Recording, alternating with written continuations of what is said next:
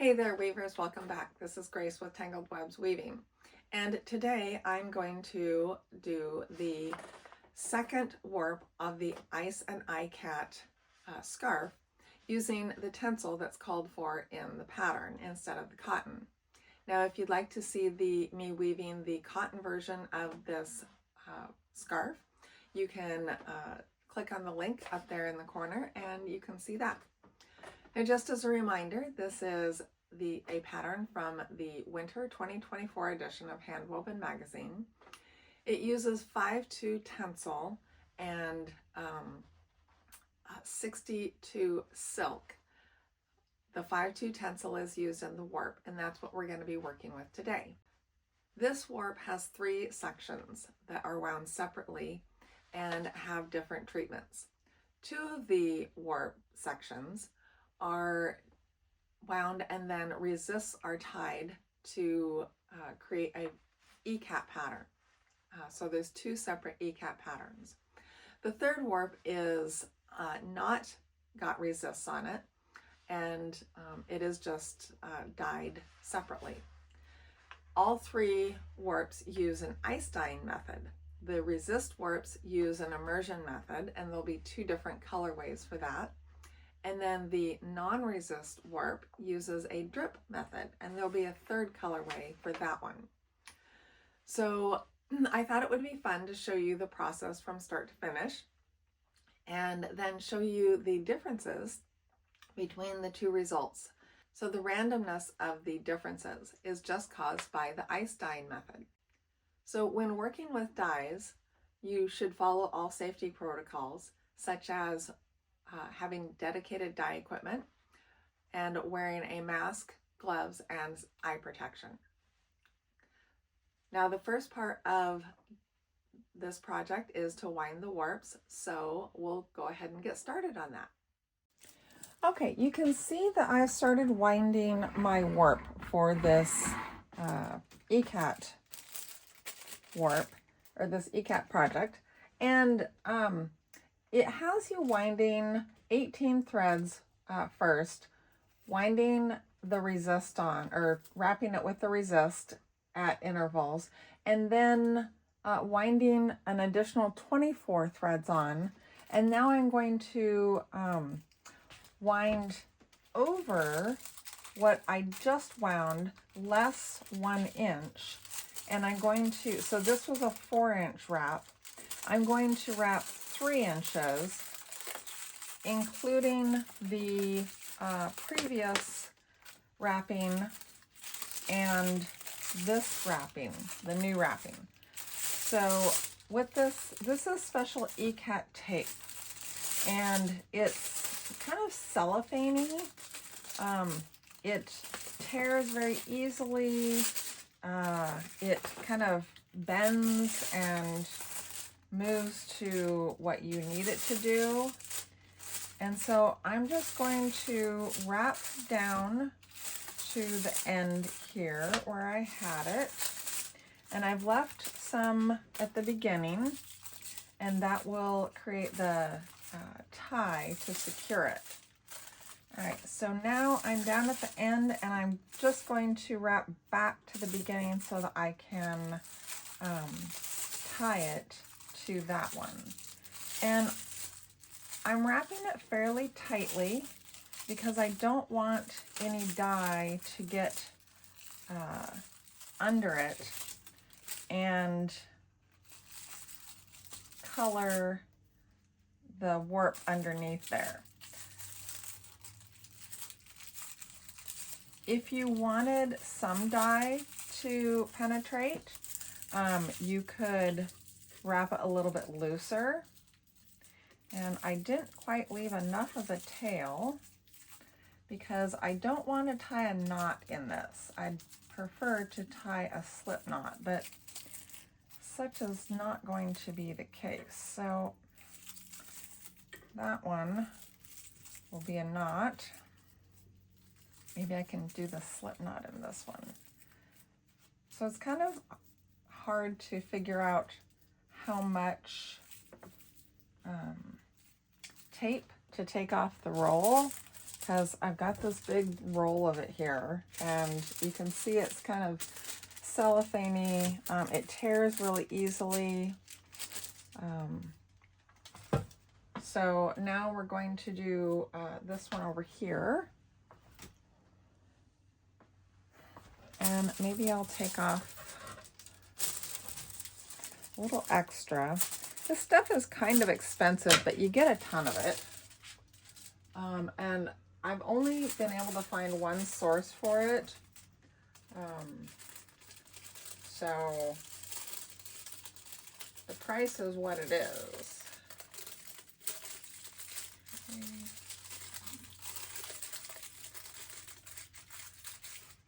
They can pretty much charge whatever they want for it. I don't remember what I paid for it. I'm thinking maybe a roll of it was like $21 plus shipping, which seems like a lot, but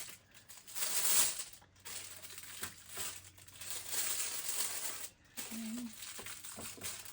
I'll just keep wrapping this. Get to the end, and then we will come back, and so you can see it kind of split there, but that's okay. We'll just keep it together, go back the other way.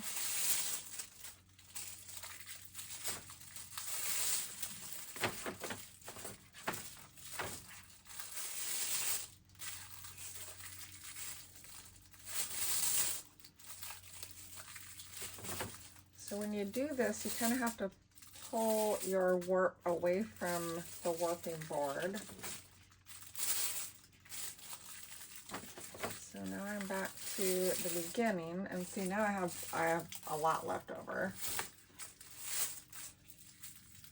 And so I'm gonna go a little bit further because I don't think I quite got my inch there. That looks about right. All right, so now we're going to just do a slip knot in this one. Tie it nice and tight. Pull that tail down. There. And then I will snip off the excess. I'll just put that in the garbage. So now we're going to do this one up here.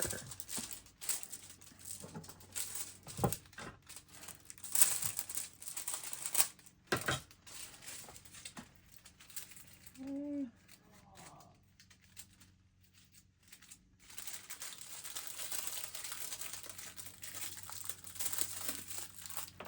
So this is, I think it's 2-inch tape.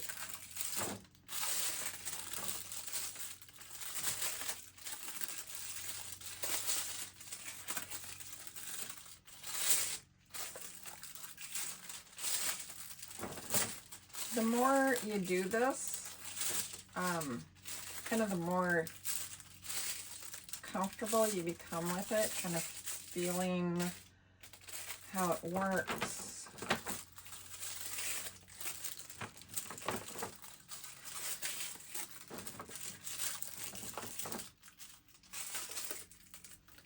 See, I did not get that one very tight at the end, so I'm gonna undo it a little bit. And redo that end. And you know what? If a little bit leaks under it, that's part of the interest of it.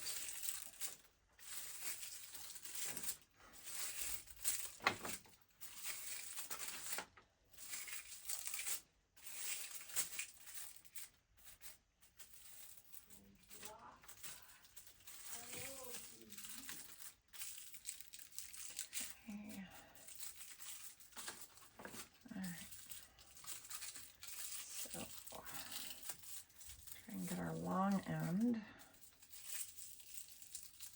with the tail.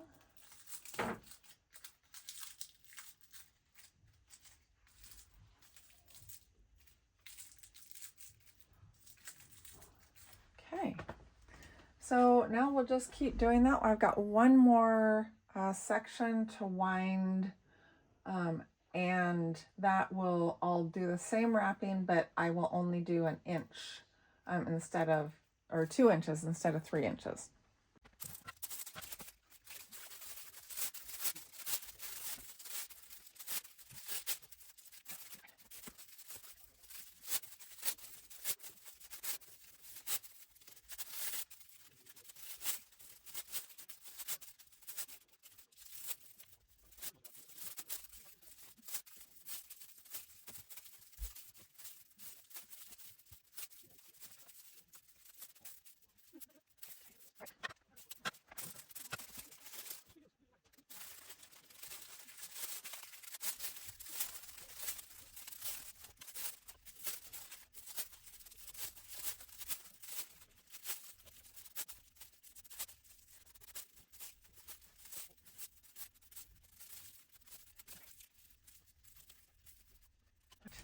Now we will wind the next section.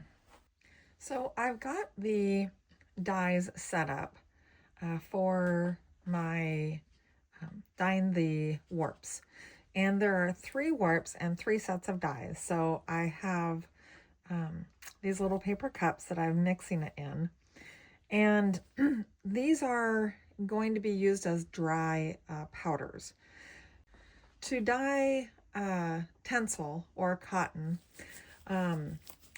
you use soda ash as a binder. And so we're going to mix soda ash with the dye and then sprinkle the soda ash and dye mixture onto the fibers. So the first ones I'm going to do are for the warp number 1. And we're going to use the indigo blue, the sky blue, and the bronze. Let's see if I can find the sky blue. Okay. And bronze. Okay. That's alpine. We have the indigo, sky, bronze, and midnight blue. There it is, midnight blue. Okay, so we're going to use 1 teaspoon of the indigo blue.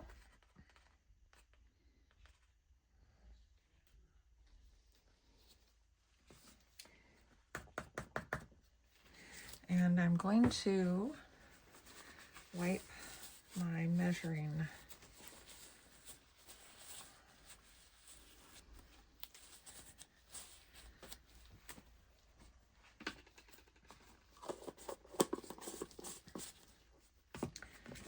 and then 1 teaspoon of the sky blue.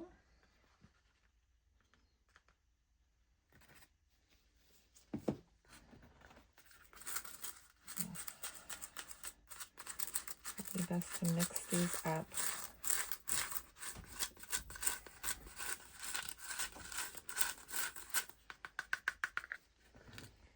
And then I can wipe this off.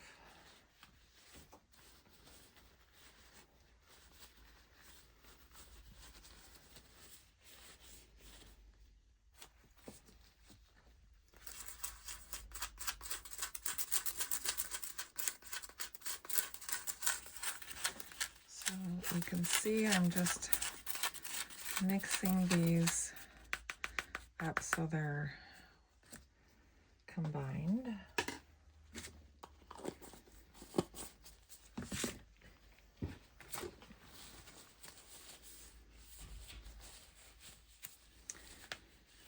And then the next one is half a teaspoon of midnight blue. So I've got a 1/4 teaspoon measure here. There's half a teaspoon. And whenever I deal with dry dye powders, I wear a mask and gloves and safety glasses. That is just good practice to when you're working with dyes so that you don't inhale them or get them in your eyes.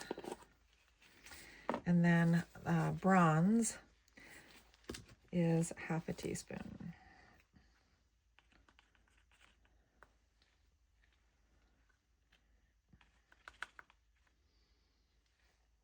Okay.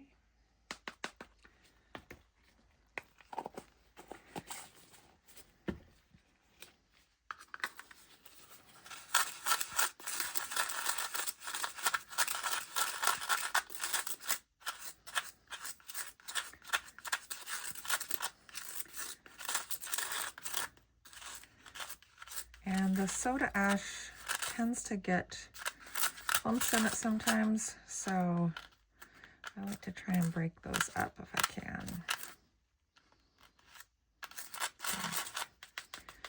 Okay. So there are the dyes for number 1. Now we will move to number 2. Number 2 uses wandwood,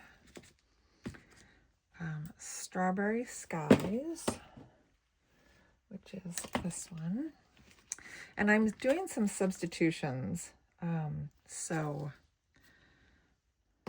Mystic blue and alpine blue.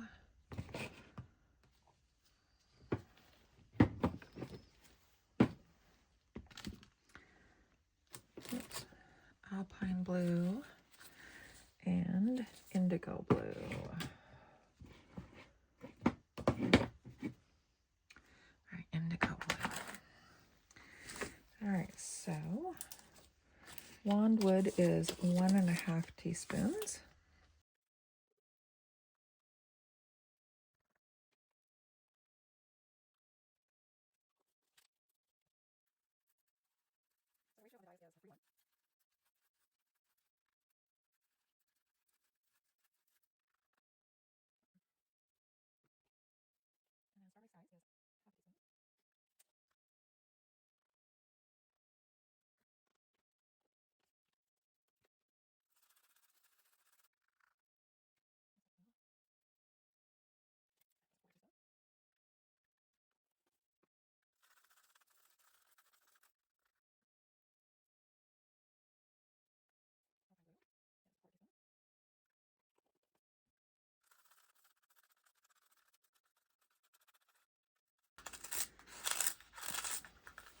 So I don't know if you can see very well, but you can, hopefully you can see.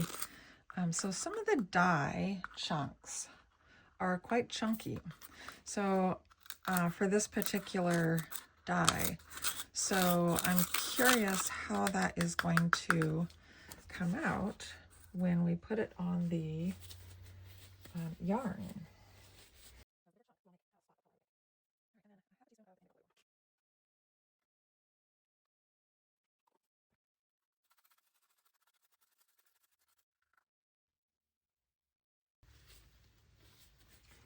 Now I'm keeping these all in order, but I do have them labeled also. So this is number 1 warp with indigo blue in it. And I've done that with all of the cups so that I don't get them mixed up by accident. Okay, so then we're going to go strawberry skies, wandwood with a dusting of bronze,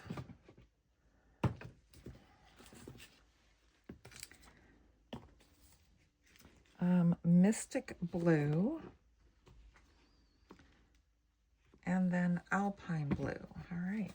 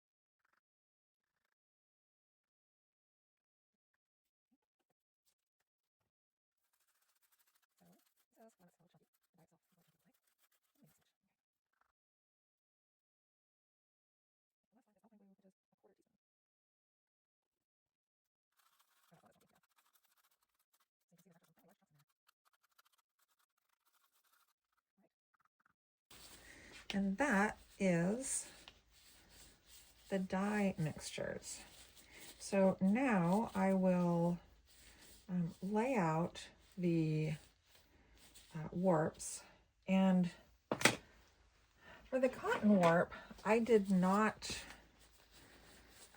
pre-soak the warps at all. And I don't really think that's an issue for the two that are submerged, that are basically dyed in the muck, as it were. But the one that is suspended, the companion warp number 3 is suspended and it doesn't lay in the dye. So I'm thinking that that one I should pre-soak it so that it's hydrated. So we're going to go ahead and do that. Lay out all the dyes, or all the warps, how they should be, and then we can put the ice on and put the dye on. Okay, so we have our dyes set up and we have our warps set up. So here are warps 1 and 2. This is warp 1 that has the, yes, this is warp 1. And so the resists are tied every 29 inches. This is warp number 2, and the resists are tied every 6 inches. And then, so these will be dyed basically in the muck, as it were. And then we have down here, we have this warp, which is warp number 3. And it is suspended in a grate, and you can see hopefully down in there that the loops are not touching the bottom of the bin, so that as the ice melts, it will drip onto the warp and kind of run down it, but it will not sit in any water that accumulates at the bottom. That's the theory. So we're going to go ahead and put the dye on, or the ice on the warps, and then the dye onto the ice. Okay, so the first one we're going to do is the suspended one, which is warp number 3. And the pattern that they have with the dye is kind of hard to follow, but we'll do our best. I'm going to put my mask back on, and I probably should have some gloves on too, but I don't. So, oh, actually I have some gloves here. So we will go ahead and on this particular one, on the suspended one, we're going to sprinkle a little bit of the dyes on the warp itself first, and then we're going to put the ice on and then sprinkle the rest of the dyes on. Okay, so I paused the video and I rearranged how the warp is in the grate, so that's why it looks a little bit different. So let's go ahead and start in with sprinkling a little bit of the dye on the warps, on the warp. Let's put my gloves on.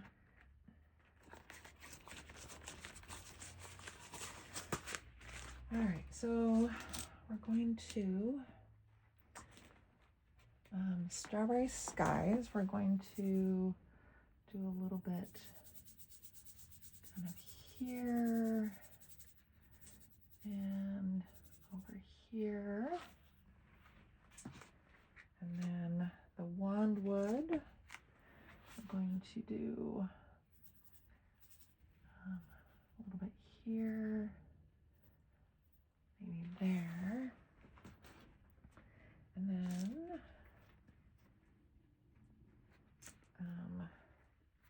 the Mystic Blue.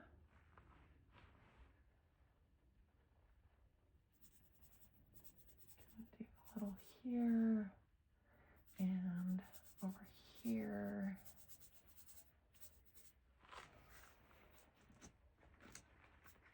And then the Alpine Blue. And we'll do a little here.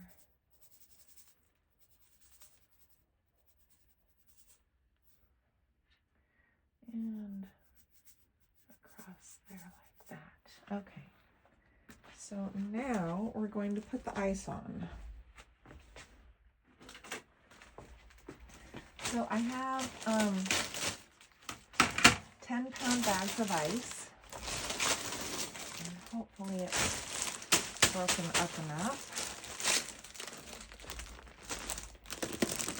And I've created kind of a barrier on the edges there. Oh shoot. I did forget one thing. Okay, so I almost forgot that we need to put a piece of screen in there. My screen is a little too big, but hopefully I can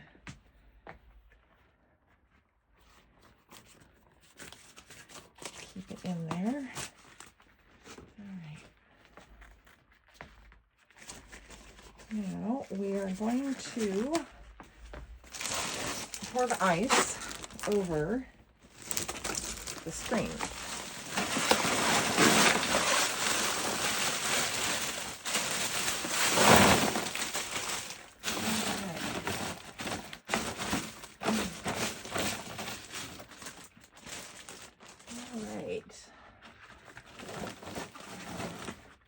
All right, so I'm gonna have to kind of try and remember where I put that dye so that it's similar.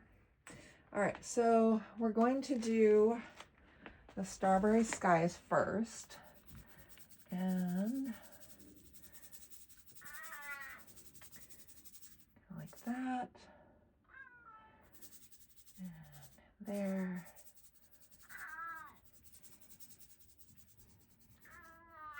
Boxer. My geriatric cat. And then the wandwood. Over here.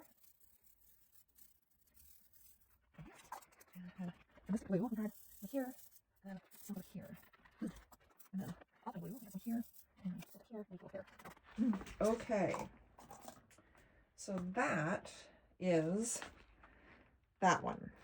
So now we're going to move on to the ones that are going to be submerged. Okay, so with this one, this is number 2. So we're going to dump the entire bag of ice in here. There's probably a little more ice than I need, but that's okay. Uh-oh. I'm going to need to find that. Okay.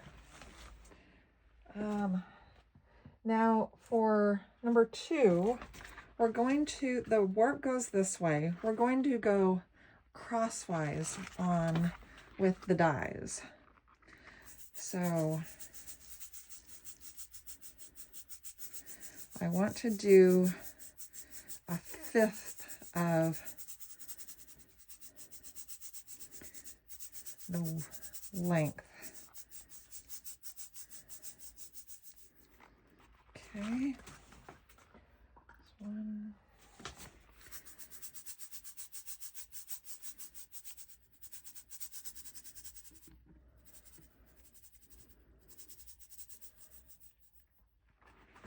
Two.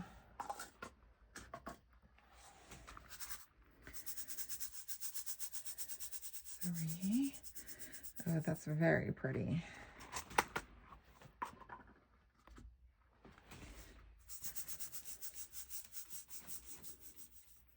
4. And last and 5. Okay. Now that one is done. Put that off to the side. And this one, we'll put another bag of ice on.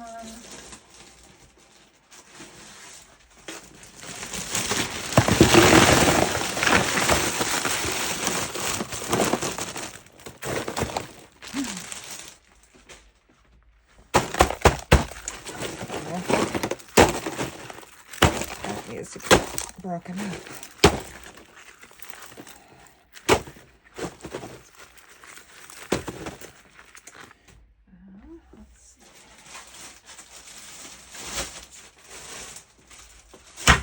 Oh, boxer, I'm sorry.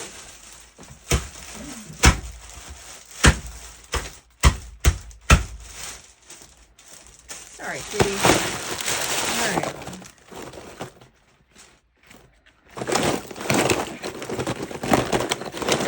That will work. Okay. All right, I'm sorry. There you go.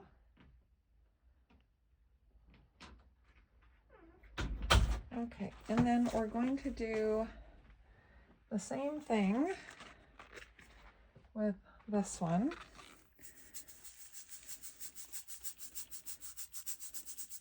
But there's only 4 colors here, so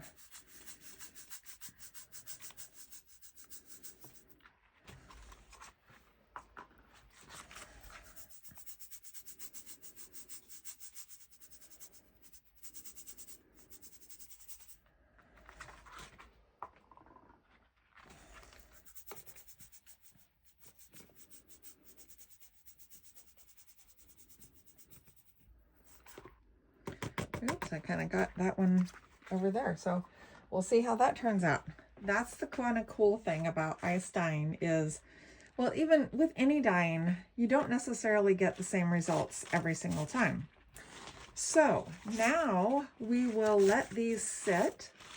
And I'll probably put them out in the garage so that it's a little bit cooler out there and it takes a little bit longer for it to melt. But we'll go ahead and let these melt. And then once they are melted, I'll let them set for 24 hours in the muck. And then we will wash them out. Okay, so I had moved the dye baths out to the garage just because I didn't want them in the house. And all of the ice has melted and they have been sitting in the muck for a little over a day. So we're going to go ahead and take them out and wash them. And then we can remove the resists from the ones that have the Ikat resists on it and see how they came out. So I'm using the our slop sink in the garage to do this so that it doesn't make a mess in the kitchen. And I have donned a waterproof covering for my clothing, and I'm using gloves because this will splash, so I want to protect my clothing. So I'm going to move over to the sink.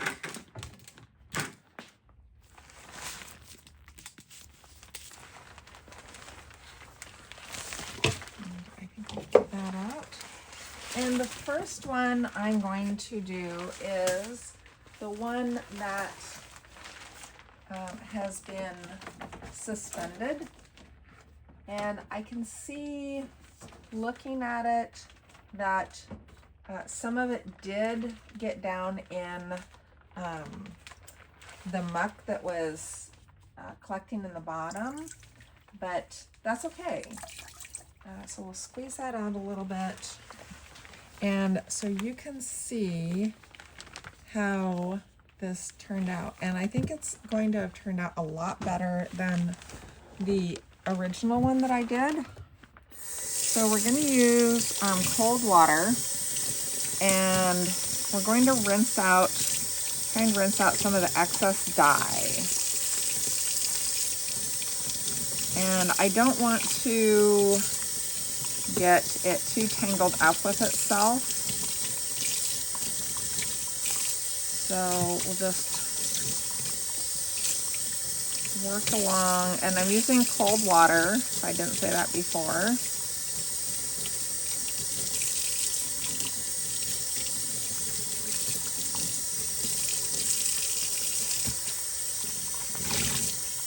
So there's going to be a lot of excess dye that comes out of this. So it's going to take a lot of washing. But I'm going to get it kind of rinsed out.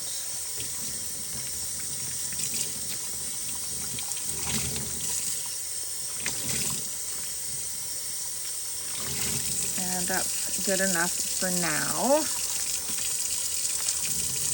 And I'll set it off to the side. And then we'll get one of the others out here. So that was number 3. This one is, so this one is number 2.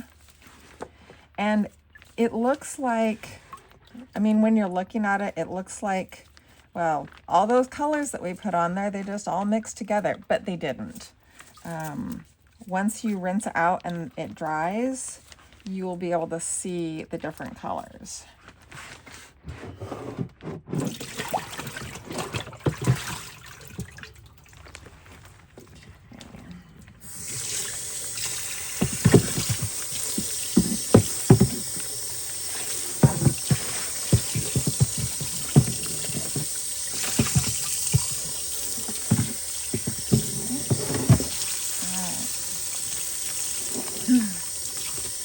So again, we will start at one end and just kind of work our way down.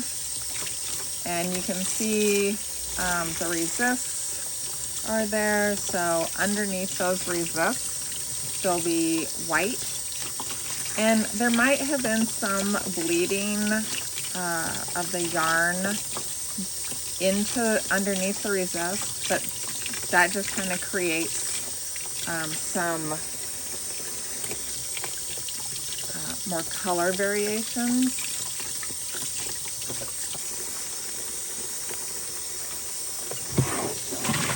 That out. Oops. See, that's why I'm wearing waterproof everything.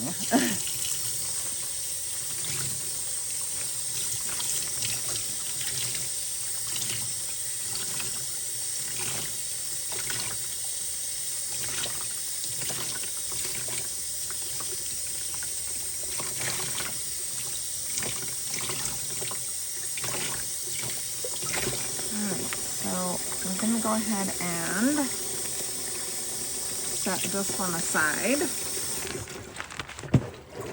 and we will get the next one out.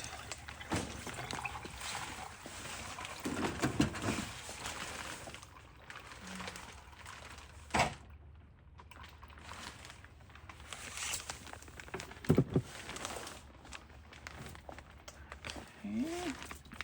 So this one has the multiple resists in it. Let's see if we can find the end. There it is.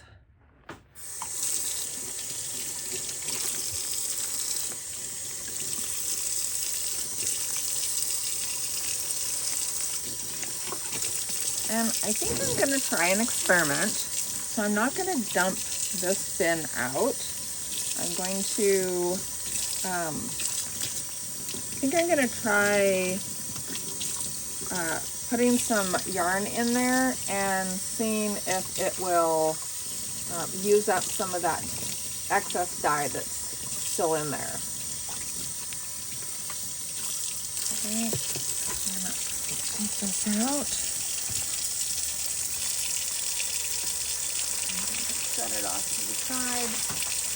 I noticed that there's some excess dye powder that was up on the sides of the bin, so we'll go ahead and wash that down into the dye bath and when I go and put the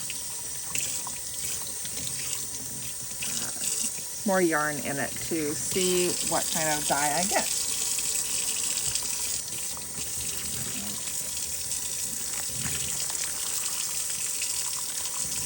All right, so now I think what I'm going to do, let's set that one aside. I'll bring in my other bin here, and then I'll wash each one with Synthrapol soap separately. I don't want them to bleed onto each other. And I'll finish washing the rest of the dye, excess dye out off camera. So you don't need to watch me do that. Okay, so here we have the washed and dried warps. So this is warp 1, this is warp 2, and this is warp 3. And it's kind of hard to tell in this light. But this warp 1 is mostly blues with some browns in it. Warp 2 is mostly brown with some blues in it. And then warp 3 turned out really cool. And I think I might actually try this process again using the drip method that warp 3 used rather than the submersion method that warps 1 and 2 used, and see what I get. I think it'd be totally cool to see the differences. There's so much you can do with this dyeing technique, and it comes out different every time. So when I get this on the loom, I will show you the a side-by-side comparison of the previous warp that I did, and then this warp on the loom, and you'll be able to see that even though I use the same dyes, the same process, it comes out totally different. So if you want to try weaving this scarf, but maybe you're not really up for all the Ikat tying and the ice dyeing, and you don't want to invest in the whole process of dyeing, I am going to be offering this warp for sale. So if you want to get the pattern from the Handwoven magazine, then you can weave this scarf with a pre-dyed, pre-measured warp. Okay, so now that we have the warps dyed and they're all dry, I'm going to take the wrappings off, the Ikat wrappings. And one of them already came off when I was washing it, and it looked really cool. So we'll just unwrap this.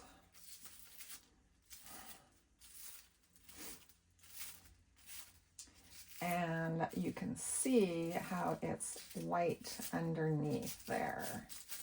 So that is totally cool. There you have it. So you can see it kind of bleeds in a little bit, but I wrapped it pretty tight, and this end hardly bled in at all. So we're going to just keep unwrapping these. This is going to take a while.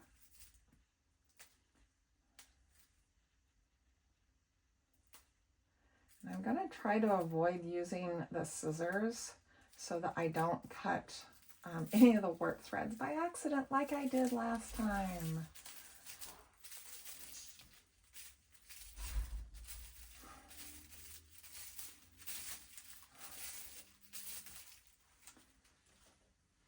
Okay, very cool.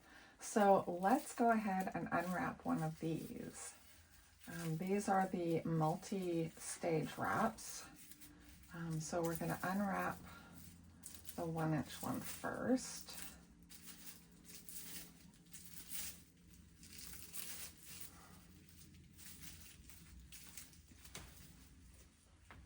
And then the 2-inch one.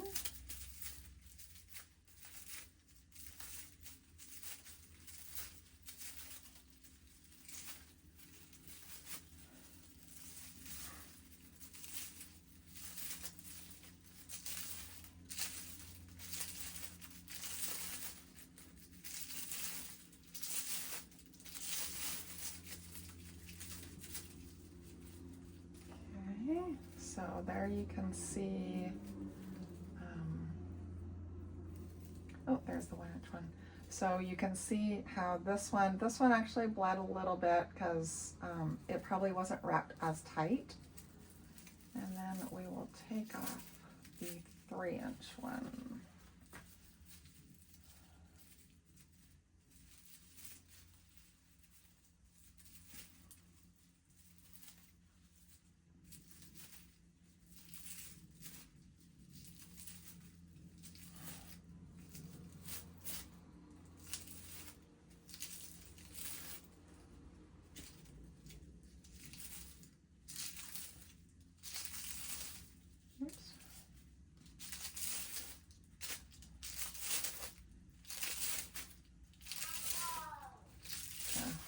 Cat wants out. It's sunny out, so he thinks it's time to go out. All right, and then so it looks like I wrapped maybe that one a little bit too long, but it did bleed in some, so that worked out fine. And then we'll unwrap the 4-inch one. What? My goodness.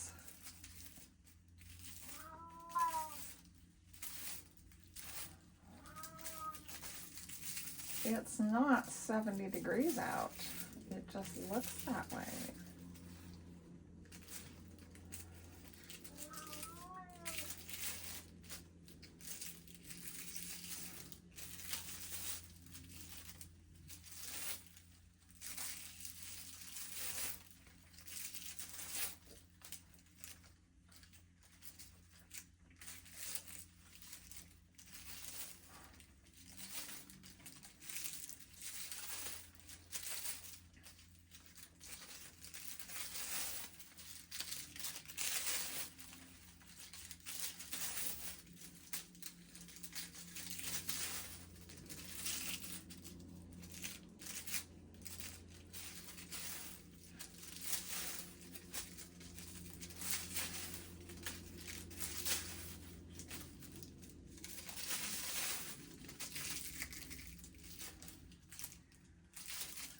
This is going to take forever.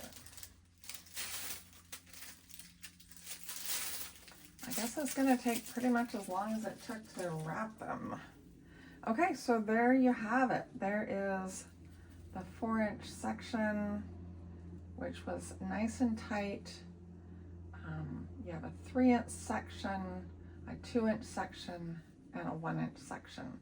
So I'll go ahead and untie the rest of these, and then we'll get on the loom and you can see the comparison between this batch of ice dyeing and the previous batch of ice dyeing. So if you would like this warp hand dyed for you so that you can weave the scarf, but maybe you're not set up for dyeing or don't want to invest in all the dye colors, this warp will be available on my Etsy store. So I will leave a link to that down in the description below.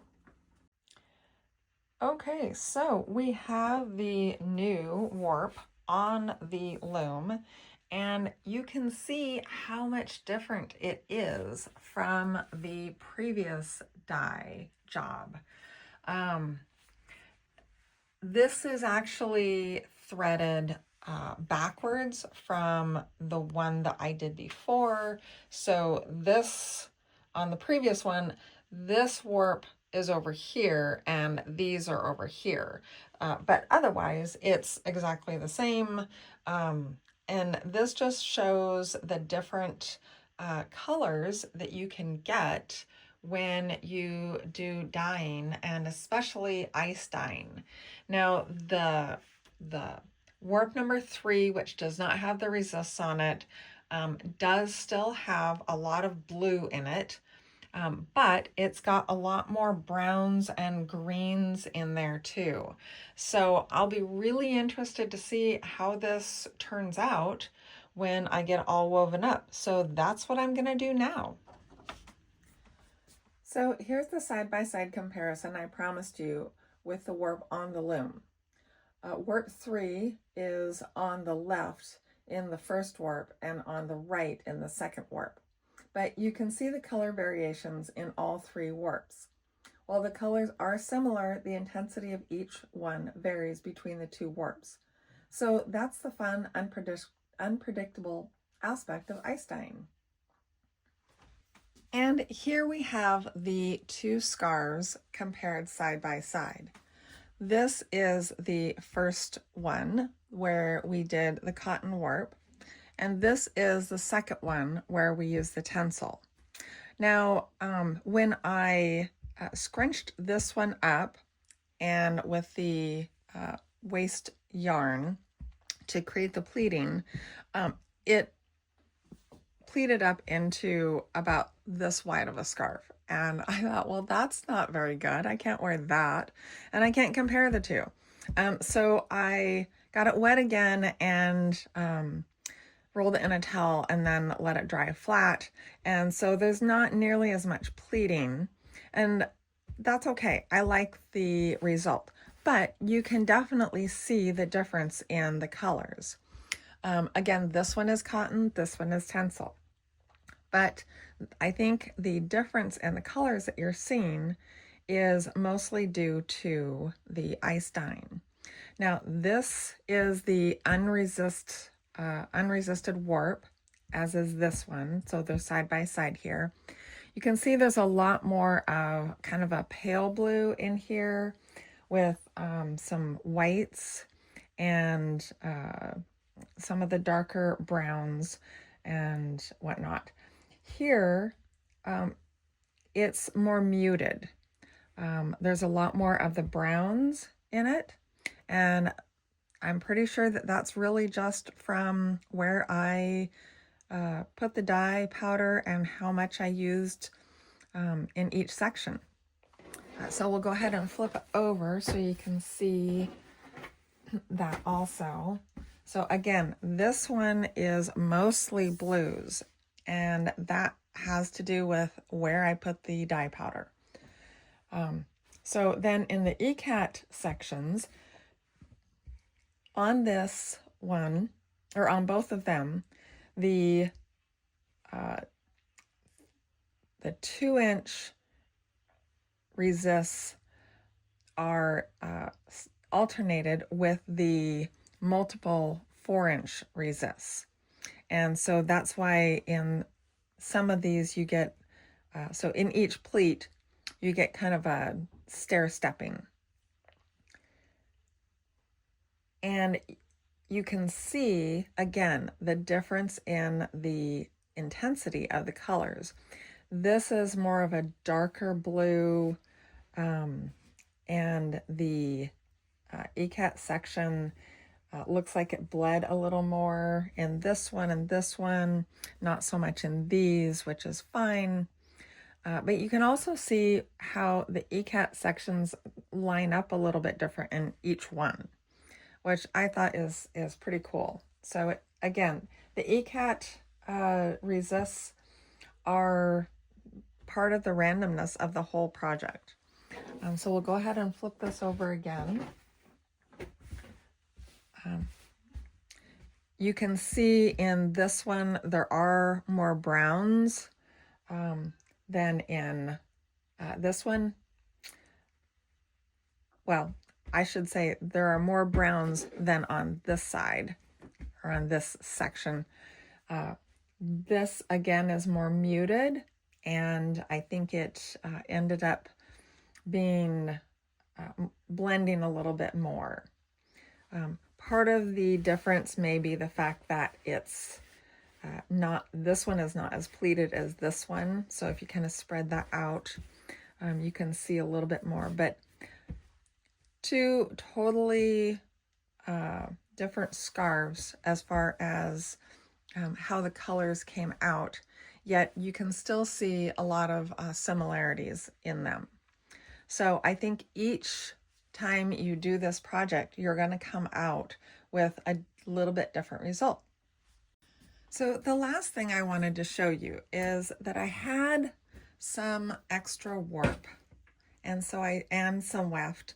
So I thought I would do some experimenting.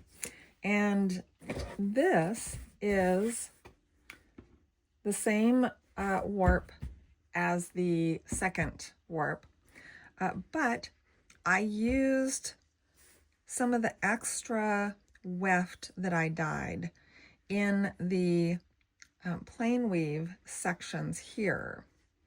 And so you can see some of the Ikat resist coming through on there. And I thought that that looked pretty cool. I kind of like that look. So there's another experiment that we could do. We could weave this with ice dyed weft also, whether we do the Ikat resists or not. It gets a little busy sometimes in here, and I'm not sure I like the one that has a lot of the resists in it, but the one that has just a few resists in it, that one is not as busy. So that could be another scarf that you could do, and it would be a little bit different than, so let's compare it with this one. So you can see it darkens up, and so it would have been on the end of, on one of the ends of this one. So would it have come off of that end, or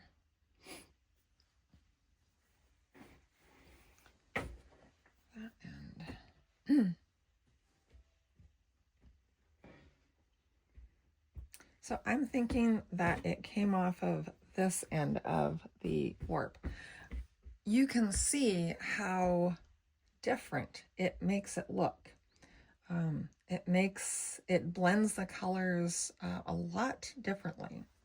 So that would make a very cool scarf, but you would have to do another, I would say probably do another unresisted ice dyeing length for the weft. So that's something else we could try. I think every time you do this project, you'll come out with a slightly different result. I love experimenting with the dye ratio and maybe using the drip method on the warps with the resists on them. You could have so much fun with this one. I hope you enjoyed watching this video. If you did, please give it a thumbs up and consider subscribing to my channel. You'll find both of these scarves and a custom dye warp in my Etsy shop, and I'll leave a link to that down below. Thanks for watching, and happy weaving.